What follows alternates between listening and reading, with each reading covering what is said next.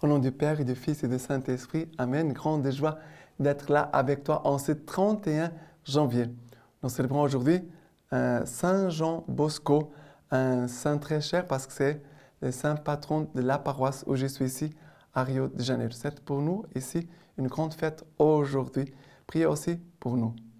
Et la première lecture d'aujourd'hui, c'est Hébreux chapitre 12, à partir du verset 1. Voilà donc pourquoi nous aussi, enveloppés, que nous sommes d'une si grande nuée de témoins, nous devons rejeter tout fardeau et les péchés qui nous assiègent et courir avec constance l'épreuve qui nous est proposée.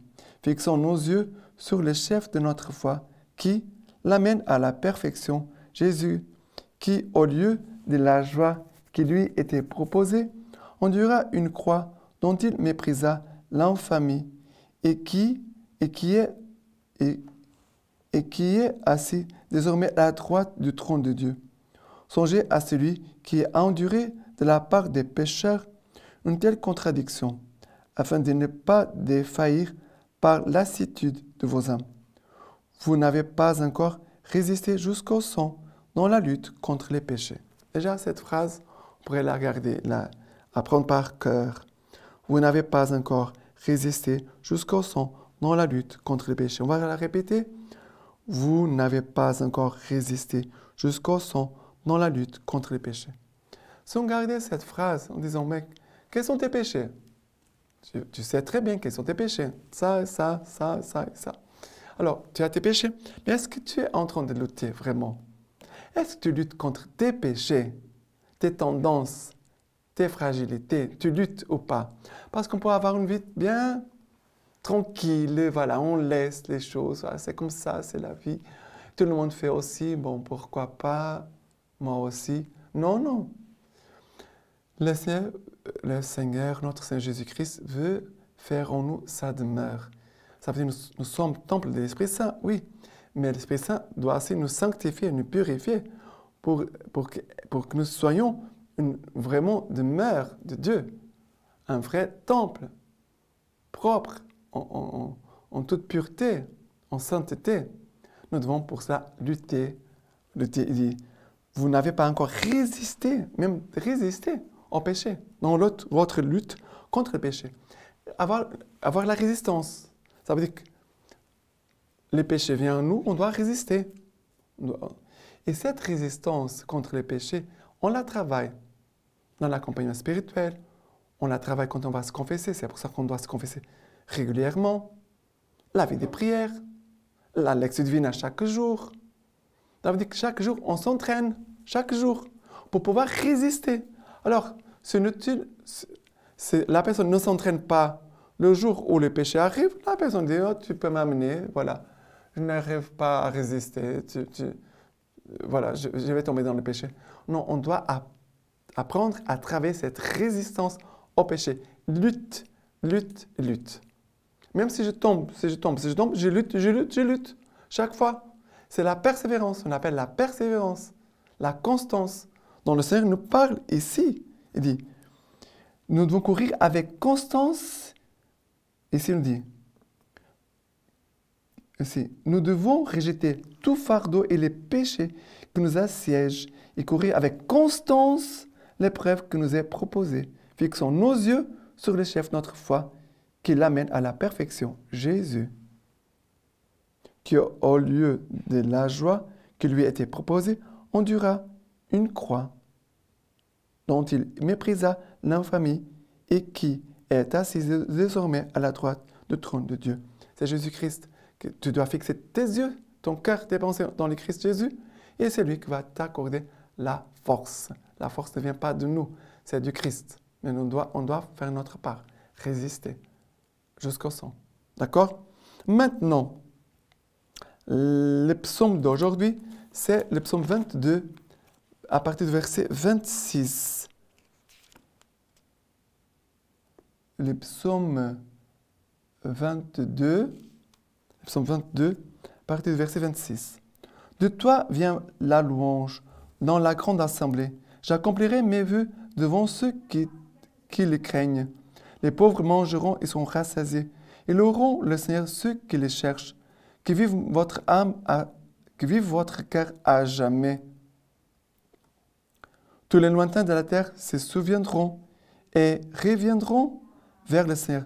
Toutes les familles des nations se prosterneront devant lui.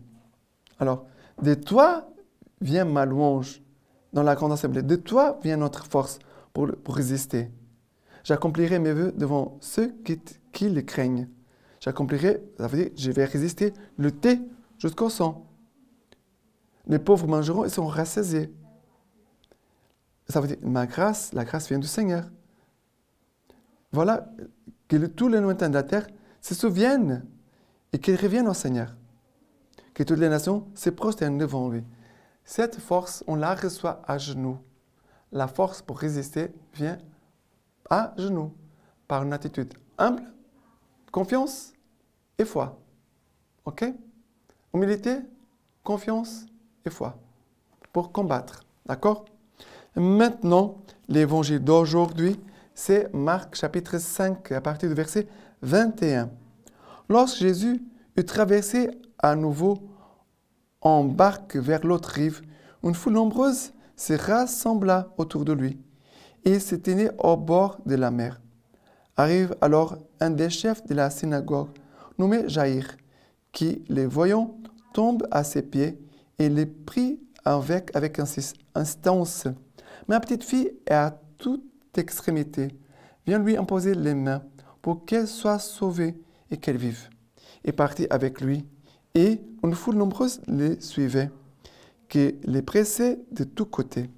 Or, une femme atteinte d'un flux de sang depuis 12 ans, qui avait beaucoup souffert du fait de nombreux médecins et avait dépensé tout son avoir sans aucun profit, mais allait plutôt de mal en pis, avait entendu parler de Jésus.